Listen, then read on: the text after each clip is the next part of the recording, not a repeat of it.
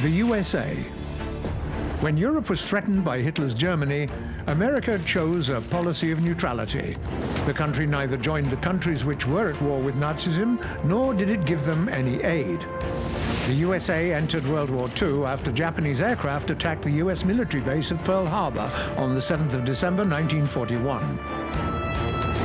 On the 11th of June 1942, Soviet-American agreement on principles applicable to mutual assistance in the conduct of war against aggression was signed between the USA and USSR governments.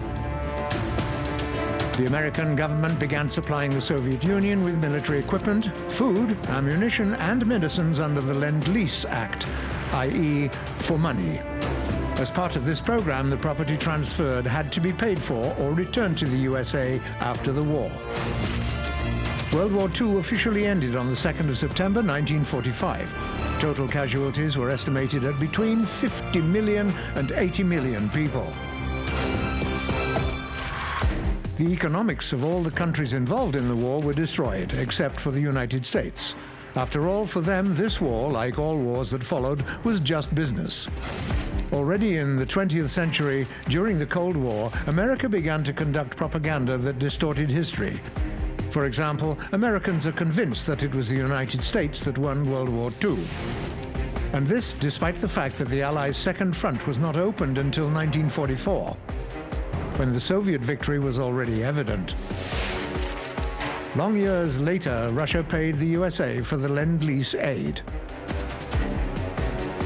In the last 30 years, the USA has invaded more than 20 countries. Civilians were killed there.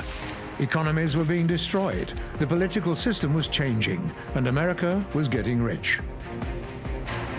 And now the USA has imposed the toughest sanctions on Russia, portraying it as an aggressor. It's not just companies that have been hit by sanctions, but individuals too. Cultural figures, politicians, artists, sportsmen. After all, even today in America, it's just business. The business built on the blood and suffering of people.